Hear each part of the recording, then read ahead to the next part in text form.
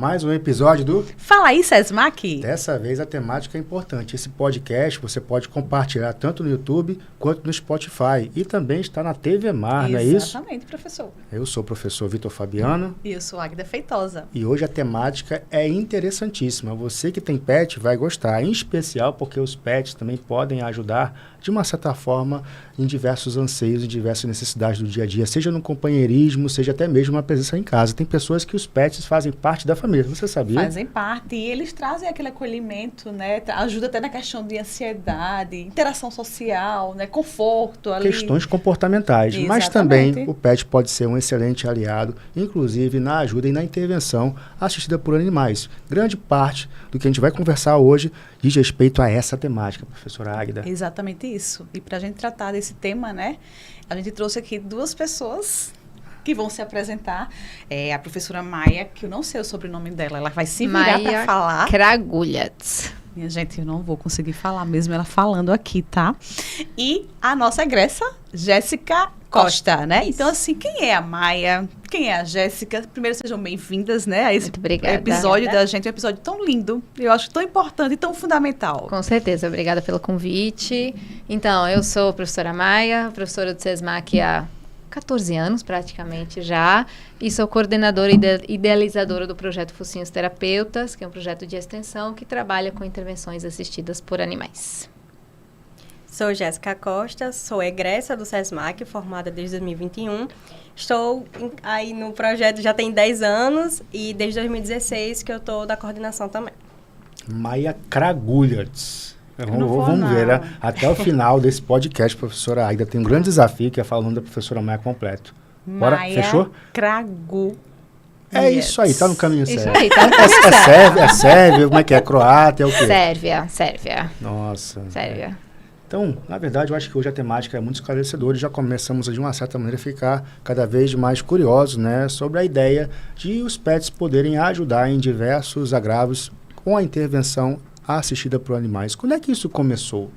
Então, a intervenção assistida por animais, ela já é uma prática que tem mais de 50 anos, mas aqui no Brasil ela é bastante recente, né? Eu diria o que a gente tem mesmo de registros, eu acho que assim, uns 20 anos que se fazem práticas já bem orientadas e bem organizadas. Antes disso, tinham sim algumas práticas, mas eram mais esporádicas. E eu acredito que de uns 15 anos para cá, essa área tem se fortalecido aqui no Brasil. Ela ainda não é uma área oficial, a gente ainda não tem uma graduação, não tem uma pós-graduação, apesar de que tem aparecido algumas pós-graduações em intervenções assistidas, mas ainda temos algumas arestas a aparar nesse campo. Eu fico curiosa porque você trouxe que não tem ainda uma pós, né? Mas existem estudos que já comprovam esse resultado com essas terapias? Sim, existem muitos estudos já. De 2010 para cá, a área cresceu muito. A gente já tem grandes universidades como Harvard, algumas universidades na Europa mesmo, na Holanda, na Inglaterra. Elas têm oferecido cursos, inclusive são cursos que valem créditos universitários. Então, eles já valem como disciplinas para pessoas que cursam diversas graduações, porque é uma área que é estritamente multiprofissional. Então, a gente tem profissionais de diversas áreas se encontrando e trabalhando em prol do bem-estar, que a gente chama hoje de One Health, né, que seria a saúde única, um conceito que está chegando no Brasil, mas ainda precisa se estabelecer com mais força. Então, a gente tem bastante estudos científicos já nessa área e cada ano tem crescido mais. Eu já tinha visto, inclusive, a ecoterapia, não é isso? Que utiliza de uma certa forma, né, os cavalos, um adestramento com as crianças que têm paralisia.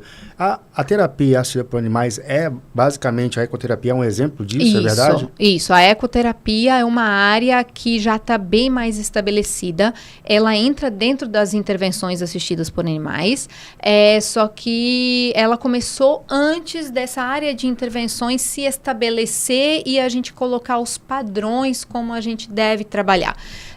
A ecoterapia aqui no Brasil, ela é muito bem regulamentada, inclusive ano que vem vai ter o Congresso Nacional de Ecoterapia, e com muitos trabalhos científicos, né, com várias pessoas do Brasil inteiro participando.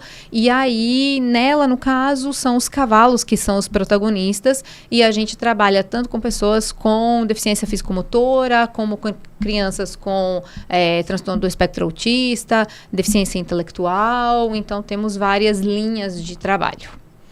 E aí, Jéssica, você nesse mundo aí, fazendo esse trabalho, né, da terapia, porque é uma terapia dos animais junto ao humano, a criança, o adolescente, o adulto, porque ele trata não só a criança, mas tem também essa abrangência maior, né, para adolescentes e adultos também.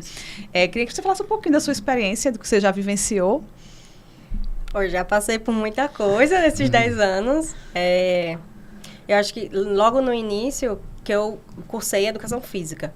Então, o projeto, ele é da Educação Física. A gente tenta que ele seja multidisciplinar, né, em relação aos outros cursos, mas a gente que toma a frente.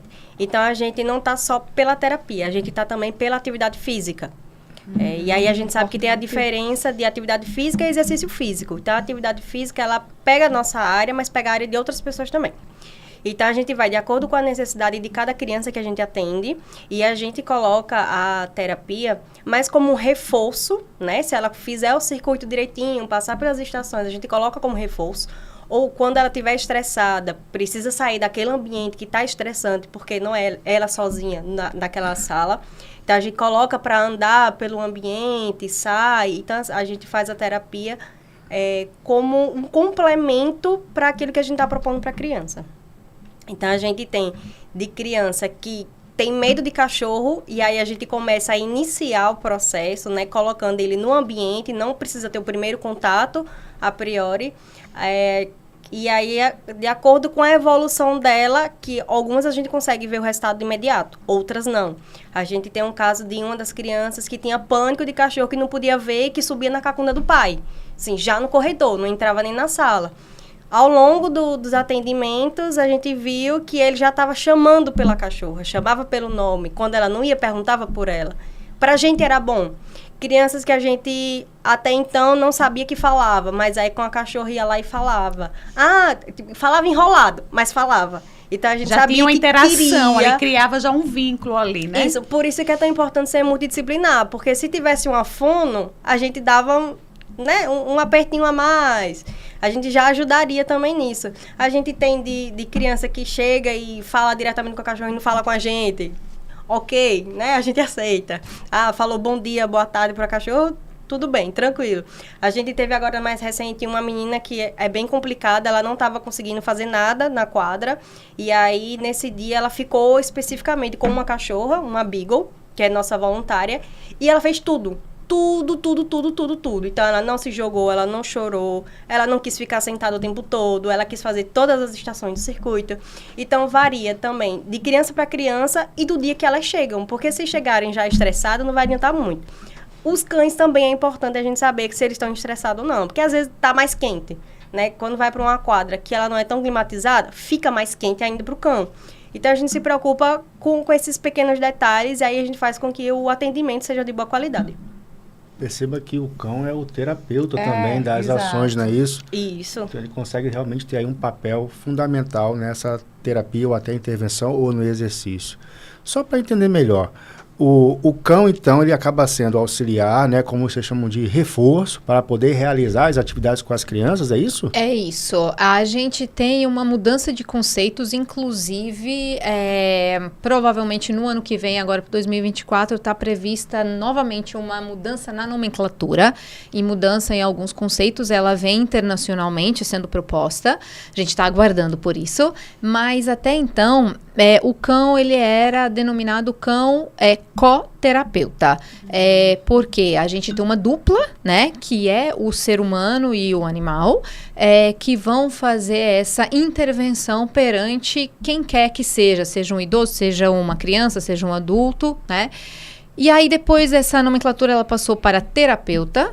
E aí, depois começaram a falar, bom, mas o cachorro realmente ele não é o terapeuta. Ele não estuda para ser um terapeuta. Quem é o terapeuta é o humano, é o profissional. Aí, voltou a ser coterapeuta, porque é uma dupla. Por fim, esse nome, ele mudou, né? Agora, recentemente, para cães de intervenções assistidas por animais. Então, para deixar claro que são animais que são treinados, eles precisam ser treinados, né, especificamente para esse tipo de intervenção. E aí sim, eles vêm em conjunto com a dupla, né, que é o condutor, e com profissional ou acadêmico, no nosso caso também, que vão estar fazendo essa proposta da intervenção. No nosso caso, é atividade física. Existem outras áreas que trabalham com isso. E aí sim ele vai realizar o trabalho que vem a ser proposto. Essa questão que você falou que ele precisa ser treinado, né? Então, assim, eu tenho curiosidade em relação a isso. Existe uma raça específica para determinada terapia? Quanto tempo de treinamento?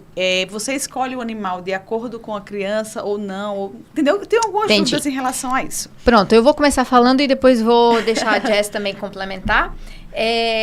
Então, funciona de seguinte forma. Eu vou tentar explicar de um pouquinho mais amplo. A gente ouve falar de cães de serviço, né? Então, a gente tem cães de serviço, a gente tem cães de terapia e cães que são cães realmente pets, né? Como o Vitor falou, que são cães de companhia, que a gente chama. Os animais de serviço, eles são animais da própria pessoa. Por exemplo, um cão guia de cegos. Tá. Ele é um cão de serviço. Ele tá lá no momento, quando ele guia um cego, fazendo o serviço dele. E, geralmente, quando eles se aposentam, eles se tornam animais daquela pessoa, né? Animal de companhia mesmo. A gente, hoje em dia, tem cães de serviço, por exemplo, para transtorno do espectro autista, para pessoa com deficiência físico-motora. Apesar da gente ainda não ter isso legalmente organizado, mas eles já existem, e também são cães de serviço, então eles são treinados para prestar um serviço. Os cães de terapia, né, que é o que a gente está falando, são cães que são de famílias, não são da própria pessoa, e eles vão com o condutor para a atividade.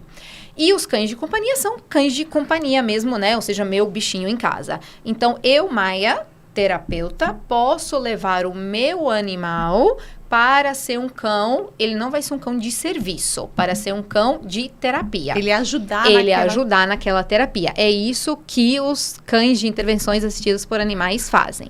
E aí, na verdade, assim, existem algumas vertentes de trabalho. Duas grandes vertentes. Uma diz, o cão, ele precisa ser estritamente adestrado para, assim, senta, deita, rola, levanta, dá pata. É meio robô.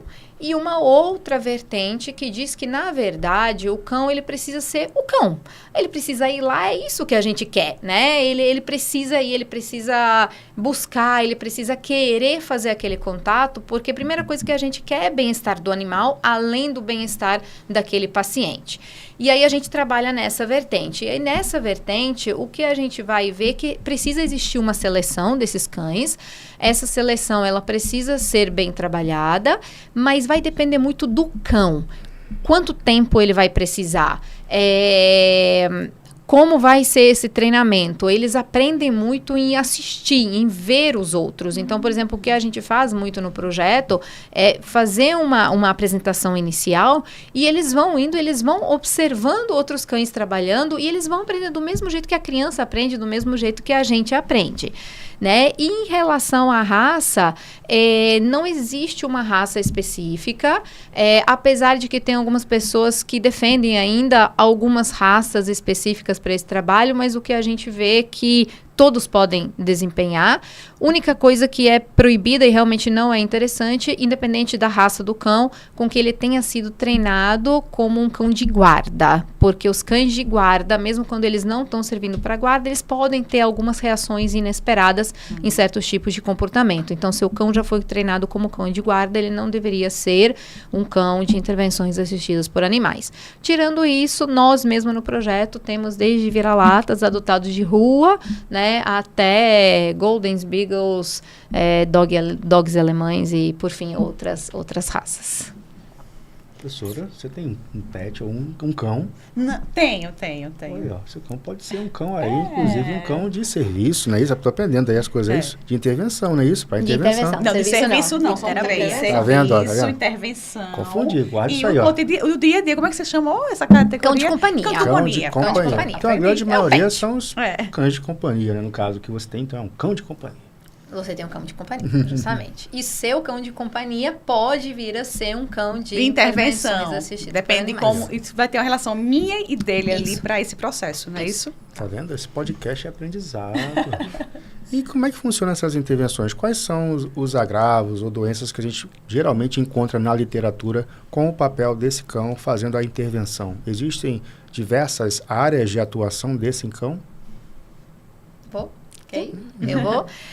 Então, existem várias áreas de atuação. Basicamente, qualquer pessoa, ela pode receber o atendimento. Depende muito o que se propõe, né? Então, no nosso caso, a gente trabalha com atividade física.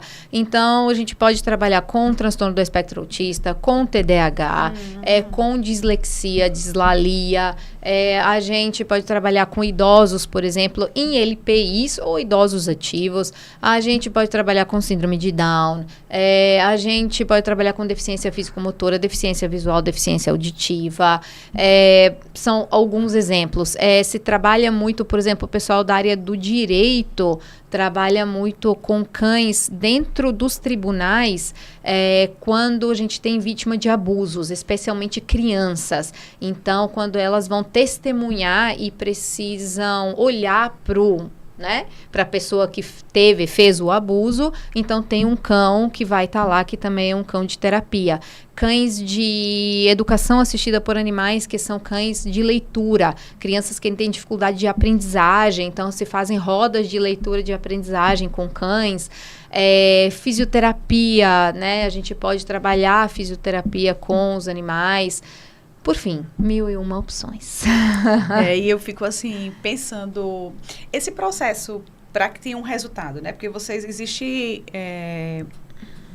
como é que vocês selecionam essas pessoas para participarem do projeto, né? Quanto tempo semanal, para que realmente o projeto funcione e traga realmente um resultado? Precisa ser quantas atividades na semana? Eu queria entender isso. Existe o trabalho, tipo, vocês fizeram atividade ali, mas algo para casa que os pais levam? Não sei como é que funcionaria isso. É curiosidade mesmo, assim. Então, muitas das crianças que a gente atende, elas não participam só do que a gente faz. Elas têm outras terapias também. Então, vai muito do que o horário pode encaixar para eles. E aí, eles conseguem ir para lá. Por enquanto, a gente funciona uma vez na semana. E a gente sabe que não é o suficiente. Mas, como eles têm outras propostas, né? Da rotina deles, aí dá um complementozinho. Então, a gente tá ali só encaixando. Mas não é o ideal uma vez na semana. Até para atividade física mesmo em si, o ideal não é uma semana. Ou não é um dia na semana. Eu vou trazer um outro assunto aí junto, e aí vai ser interessante, né, pra gente complementar. Então, assim, essa área de intervenções assistidas por animais, atualmente ela é dividida em 3. Atividade assistida por animais, terapia assistida por animais e educação assistida por animais. A educação assistida por animais, ela é no contexto educacional. Rodas de leitura, né? Como eu falei agora há pouco, cães em salas de aula. Aqui no Brasil ainda a gente não tem isso muito bem estabelecido, mas, por exemplo, nos Estados Unidos, existem salas de aula específicas nas escolas para crianças com transtorno do espectro autista, por exemplo, né? Aqui a gente tem mesmo aqui em Alagoas, em Maceió, a gente tem a Associação dos Amigos da Autista, a AMA. A gente tem uma boa colaboração com eles, e aí sim, eles têm uma sala específica, mas aí uma escola específica, né, para crianças com transtorno do espectro autista. Então, a educação assistida por animais, ela vai trazer esse contexto educacional. Tá. Na atividade, na terapia, qual é a diferença? A atividade assistida por animais.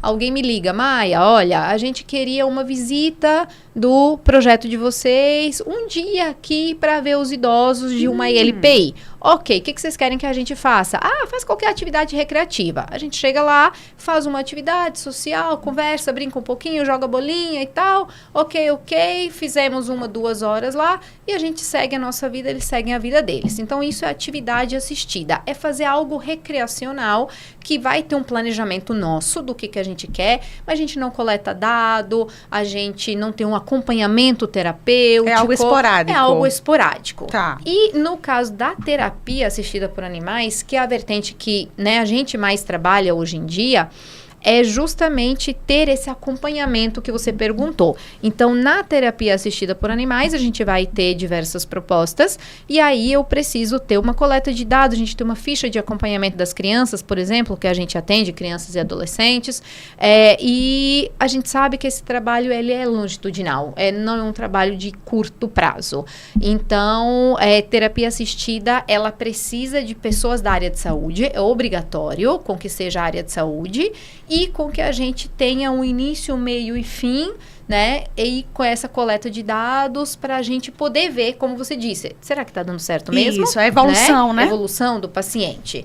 E aí é basicamente isso. Então, como a Jéssica falou, a gente sabe que hoje a gente trabalha nas condições, não trabalha nas condições ideais. A gente precisaria de mais dias, mas já é uma grande contribuição, com né? certeza. E uma grande dúvida, na verdade, né?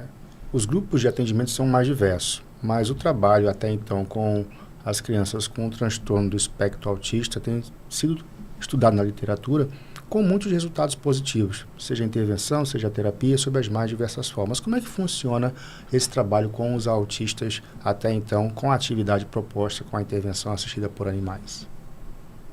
Então, muito do que a gente faz, a gente tem que colocar um objetivo, né? Não dá pra gente fazer um atendimento com as crianças do jeito que a gente quer. Então, a gente tem que colocar algumas regrinhas durante o atendimento. Tá estressada, não quer fazer? Depende se a gente vai deixar ela solta ou não. Porque ela também precisa entender que naquele momento, ela só vai ter aquilo ali para fazer aquilo. Né? A gente começa a colocar um pouco de coisas da nossa vida. A gente tem que mostrar também a questão de rotina, tem que mostrar o que é que a gente faz no diário, o que é que não faz, como é que funciona, por que é que tá ali. Então, não é só botar uma criança para, digamos que ela precisa de equilíbrio, vai botar numa trave de equilíbrio e fica por isso. Não, não é. A gente trabalha toda a questão da parte da educação física mesmo, de atividade, e aí, conforme ela vai evoluindo, a gente vai dificultando, ou não. Mas a gente também coloca coisas que sejam, tipo, por exemplo... tem dificuldade de calçar o tênis. A gente não vai calçar o tênis da criança, a gente vai dar um incentivo para que ela faça sozinho. A gente tem que dar independência no que ela está fazendo. A gente vai botar um circuito e a gente não vai botar a criança segurando na mão o tempo todo, porque ela começa a se escorar na gente. Isso não é importante para nós. E também não é importante deixar a criança estressada, forçando ela a fazer as coisas, e aí chega para os pais, a gente vai devolver a criança como? Como é que vai ser no resto do dia? Sabe? Então, a gente tem esses cuidados com o que a gente faz durante os atendimentos e como a gente vai devolver para os pais. Porque no outro dia, se ela chegar atrasada 2 minutos, ela chega estressada para a gente. E como é que a gente vai lidar com elas? Então, tem todo esse processo de como elas chegam, como a gente vai conduzir o atendimento, e a gente coloca o objetivo, né? Tem as dificuldades. A gente também tem... a questão de saber o que é que os pais querem, porque não é só a gente avaliar o que é que ela precisa, precisa entrar num consenso junto com o pai para poder funcionar. Senão, o atendimento não adianta, a gente só está perdendo tempo, não tem qualidade, está ali parecendo uma creche, uma recreação, e isso não é importante para nós. E, então, a gente percebe que nesse processo os pais também são fundamentais, né? Então, vocês trabalham todo, a família ali que está nesse acompanhamento. A gente trabalha o todo, a gente tem um grupo dos pais, então, enquanto as crianças recebem o atendimento, ao mesmo tempo acontece atendimento com os pais. Que maravilha. Por um tempo, a gente teve a participação do pessoal da psicologia, que foi extremamente importante. Os pais pedem, eles precisam desse suporte. Atualmente, esses últimos semestres, nesse momento foi só o pessoal da educação física, e aí a gente trazia diversos assuntos, educação e saúde e atividade física para eles mesmos, porque muitas mães, 99% são as mães que estão junto sempre com as crianças. É mais difícil, né? É a realidade. É mais difícil o pai estar presente, e muitas vezes, nem sempre, tem pais que são bem presentes, mas muitas vezes quando o pai está presente, metade desses pais que estão presentes, eles se retiram da sala. Então, são poucos que realmente participam do grupo. Mas ok, né? Esse grupo que está lá, eles falam às vezes, é o único momento do dia que eu tenho para mim. Eu não tenho outro momento do dia. Então, é um momento que eles também se dão para se cuidar um pouquinho. E é importante. A gente sabe de um lado que é difícil, né? É desafiador. Eu nem gosto de usar a palavra difícil, mas é muito desafiador para uma família que tem uma criança com transtorno do espectro autista. Mas do outro lado, a família também precisa se abrir para aprender. E quando eles se abrem para essa aprendizagem, todo mundo tem a ganhar. Eu imagino. E que coisa linda, né? Acho que vocês devem sair, meu Deus do céu. E o cão, ele consegue reduzir essa dificuldade de comunicação? Porque eu percebo que muitas das vezes a criança ou o adolescente com TEA, com transtorno do espectro autista, tem uma dificuldade muito grande de comunicação. Vocês têm resultados de forma objetiva que o cão realmente ajudou e cooperou nessa comunicação? Falta nas atividades específicas que realmente são características da criança com TEA? Sim, uma das formas da gente diagnosticar autismo justamente é a dificuldade na comunicação. E, na verdade, assim, o que a gente pode dizer é que a gente tem resultados, mas vai depender muito da criança. É uma coisa que é muito importante sempre quando a gente conversa com os pais, né? A gente fala isso com eles, porque depois de um tempo que eles vêm ao atendimento, às vezes eles chegam, eu quero adotar um cachorro. Aí a gente fala assim, peraí, calma. Vamos pensar no cachorro, vamos fazer o teste, não é qualquer cachorro. Às vezes, você acaba criando uma dupla que nem desse lado nem desse lado funciona. A gente tem resultados, sim. Posso dizer que tem poucas coisas na literatura, mas algumas coisas já tem publicadas. E no nosso trabalho mesmo, como a gente tem a ficha de avaliação, um dos parâmetros é comunicação verbal e outro parâmetro é comunicação não verbal. Então, tanto comunicação verbal quanto não verbal, que às vezes o apontar é uma imagem, né, que eles utilizam, melhora. E a gente tem relato dos pais, que a gente sabe que isso ainda não é científico, mas já é alguma coisa, né? O relato dos pais de falar, meu filho não falava, mas depois que o cachorro entrou na vida dele, né? Os cachorros de vocês, ele já quer conversar, ele já quer fazer isso, já quer fazer aquilo. Então, a gente consegue ver essa melhora. Em todos? Não, não é. A gente tem crianças que às vezes estão 2, 3 anos com a gente e elas continuam não se interessando pelos cachorros. E também tudo bem, né? A gente precisa entender que o cachorro, ele é espetacular, mas ele não faz milagre para todo mundo, né? Mas a gente vê grandes melhoras, com certeza. E eu fico pensando, na hora do trabalho, eu fiquei pensando assim, quem é que escolhe quem? Tipo, vocês têm vários cães lá participando do projeto, né? Aí tem várias também crianças participando. E como é essa escolha, assim? Existe isso ou vocês que determinam? Como é que funciona? Então, os cães voluntários a gente vê muito de acordo com o perfil. E a preferência das crianças. Todo mundo tem preferência. Eu posso preferir um cachorro maior. Outra criança pode querer uma menor. Isso varia. Se ela prefere uma maior, não vou botar uma menor com ela, porque não vai ser tão interessante, ela não vai querer interagir tanto. Talvez não seja um reforço positivo e nem seja incentivador para ela no momento do atendimento. Então, vai muito da gente decorar, né, quem se dá com quem. A gente teve recente uma criança que a gente não sabia que falava. A gente veio descobrir durante o atendimento, porque tinha entrado uma cachorra e ele ficou o resto do atendimento só querendo a cachorra. A gente percebeu que sabia tudo de patrulha canina, sabia de tudo de que fosse de cachorro, de filme, de desenho, só queria estar com o cachorro. Eu fiz, opa, então essa criança fala. Por que ela só veio falar agora? Só porque teve um cachorro no atendimento? Então a gente tem que pegar essas coisas e utilizar para poder dar qualidade para o atendimento.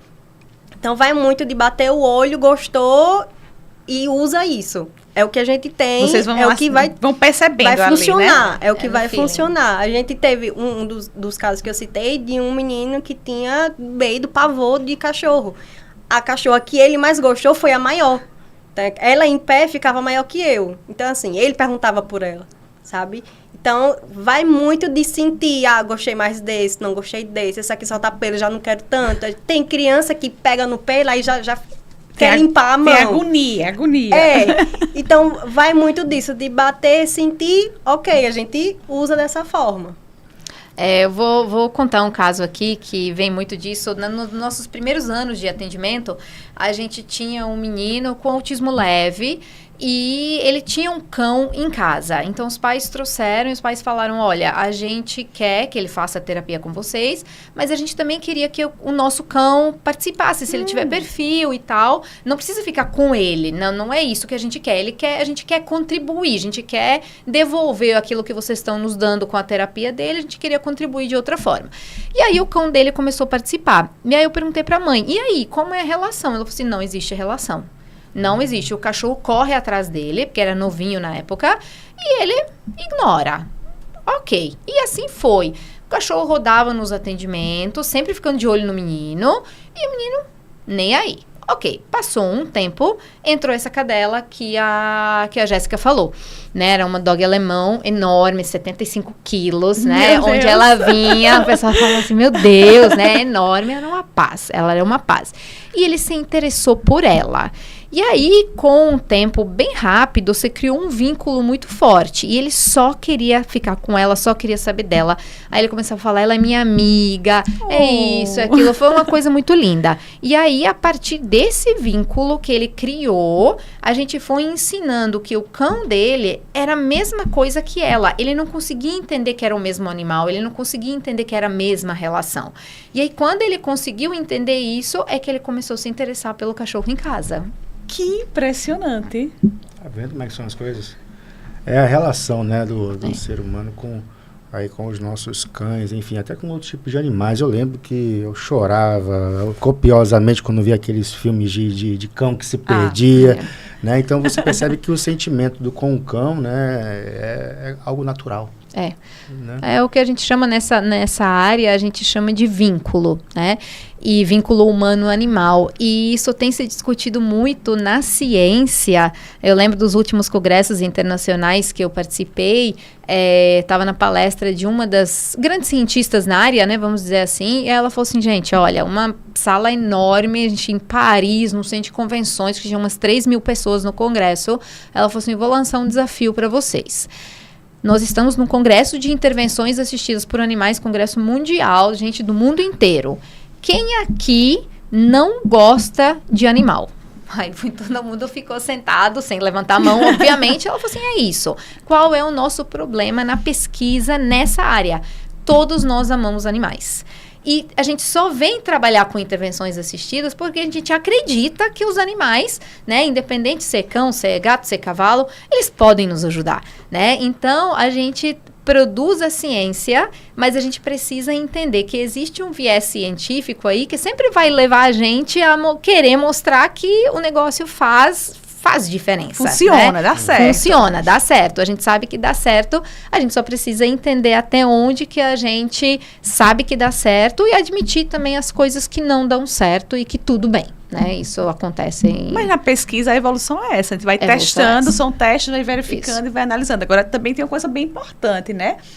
A gente, tanto na fala da Jéssica, a Jéssica apontou muito isso, e da professora também, da professora Maia, é o papel do profissional também, né? Então, assim, você perceber a necessidade, o que é que você vai adaptar, como é que você vai trabalhar naquele dia, entender como é que está a criança, o idoso, o adulto. O objetivo, o momento.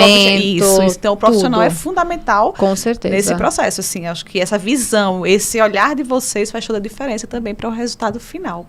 E a gente perceber também qual é o momento do cão. Né? Isso, porque também, né? O que a gente sempre fala e sempre preza muito, e todo mundo dessa área deveria prezar, pelo bem-estar animal.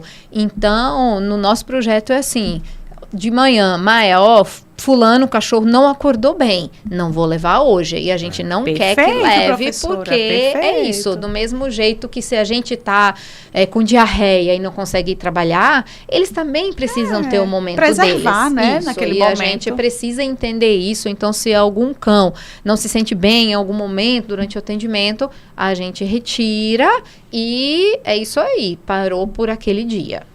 Que massa. Só aprendizados hoje, né? Então, uma outra pergunta relacionada também à proposta do exercício físico. Existe relação do exercício físico com as crianças? Então, elas conseguem ter um desempenho melhor, é isso?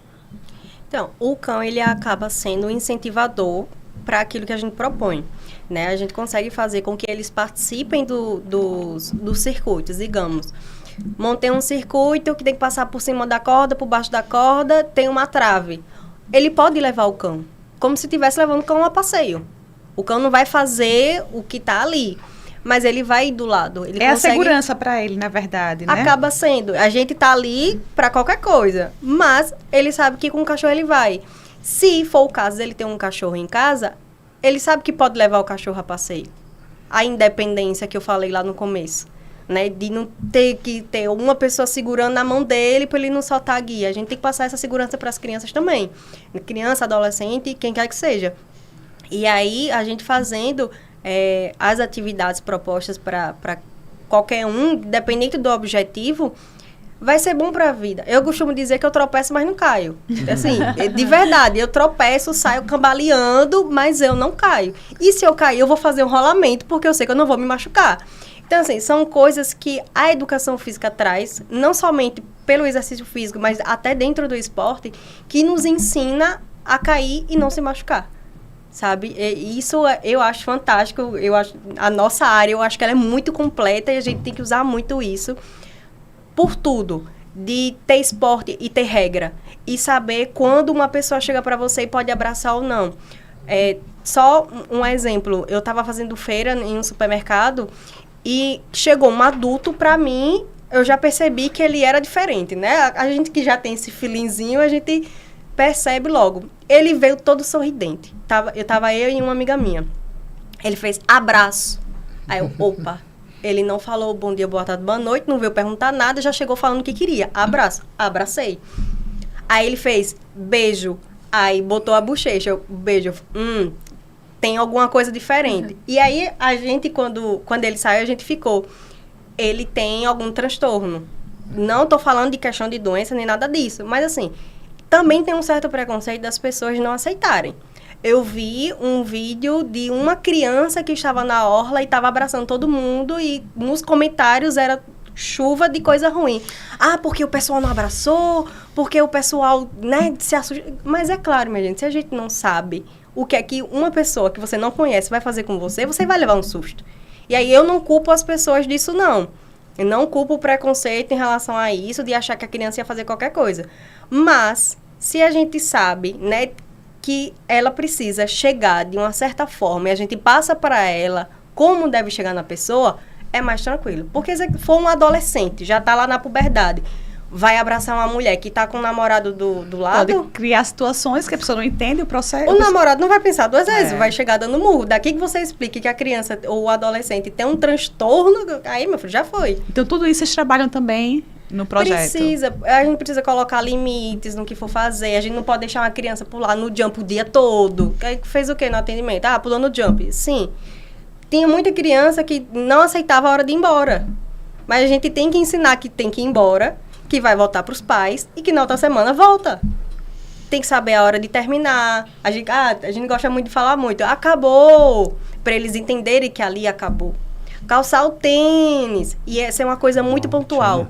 É uma rotina, e eu acho que esse procedimento de vocês, essa forma de, né, dessa rotina de pôr limites e tudo mais, ajudaram até os pais, né? Porque muitos pais não saberiam nem lidar com isso. Eu acho que faz com que até os pais saibam que pode colocar limites. Exatamente. Porque muitas vezes os pais acham que não sabem como lidar com a situação também. E é muita questão da superproteção. Exatamente. Pai, eu digo isso que eu sou mãe.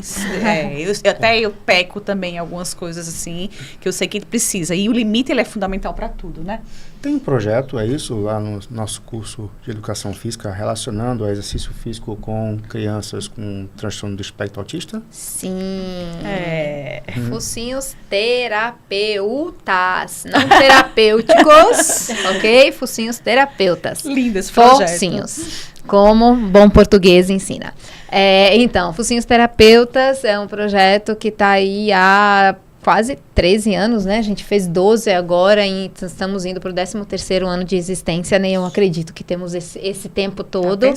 É um projeto que surgiu de uma ideia que eu tinha tido alguns anos antes de eu me mudar para Maceió, de algumas leituras que eu fiz por uma situação familiar que eu tinha passado e descobri que existia algo assim. Eu já tinha, né, cães na minha casa, eu acreditava no que eles podiam fazer, porque eu vi pessoalmente as mudanças que poderiam acontecer. E aí eu falei, caramba, vou tentar, né? Algumas pessoas resolveram comprar essa ideia comigo, né? Como o próprio curso de educação física. E além do curso, a gente teve no início 3 acadêmicos.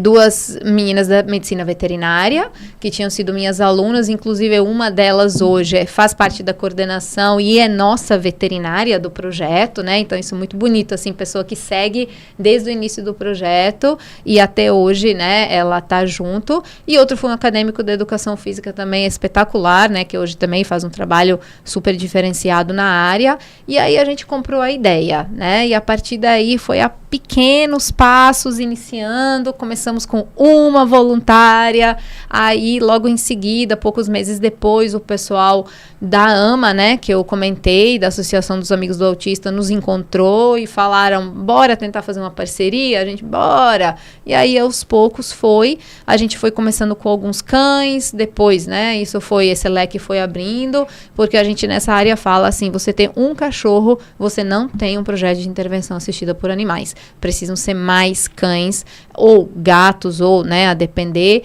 porque eles também precisam descansar, né? Eles também têm o tempo deles, a gente precisa fazer revezamento, então tudo isso tem que ser muito bem planejado, então precisam ser mais animais. Então a gente foi começando a passos pequenos, né? E hoje crescemos um tanto quanto. Perfeito. Gostou? Muito, me tirou muitas dúvidas, acho que de vocês também. E é um projeto lindíssimo, que ajuda não só aos atendidos, né? No caso, especificamente as crianças, adultos, mas os pais, as pessoas, aos familiares que estão envolvidos no processo, né? Eu acho que isso é muito importante. E é um sucesso, viu? Porque sempre a gente convida a professora Maia com o projeto para ela, seja lá para o Giro SESMAC, apresentar para os alunos, seja numa feira de profissões, né? Em eventos, como a gente já participou de muitos, é o maior sucesso do mundo. Que é aquela os questão, cães roubam a cena. Rouba e não tem pra quem. Não tem. Não tem, com certeza. Eu tenho medo de cachorro. Você sabia, professor? Professora Tem. Maia. Eu tenho medo de Então cachorro. leva ele pro projeto. Ele Eu preciso fazer ele é um dos terapia. maiores apoiadores, mas tem. Mas deixa eu comentar uma coisa. A gente teve uma aluna que participou por 6 meses, aluna do curso de educação física. Ela falou assim, eu vim ser voluntária porque eu morro de medo de cachorro e o meu noivo falou que se for escolher entre o cachorro dele e ele escolhe o cachorro. Eu não quero perder noivado, então eu queria perder o medo. E Nossa. trabalhou com a gente 6 meses para perder o medo dos cães. Funciona também. Vamos brindar? Vamos brindar. Esse episódio fantástico aí, na verdade, a gente só tem a cooperar. É bom ter a Jéssica também aqui, que é agradecer a vocês. Foi fantástico mesmo, viu? E esse episódio tem muito a consolidar e talvez tirar muitas dúvidas das pessoas, não é isso? Com certeza. Mais um episódio do Fala aí, SESMAC. 50 anos iluminando histórias.